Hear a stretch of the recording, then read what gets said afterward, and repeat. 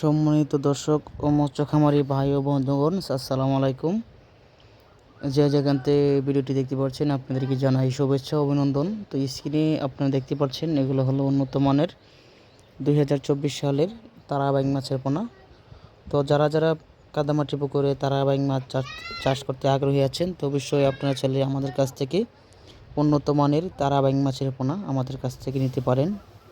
আমরা বাংলাদেশের ৬৬ জেলায় মাছের পোনা হোম ডেলিভারির মাধ্যমে যে কোনো ধরনের মাছের পোনা আমরা বিক্রি করে থাকি।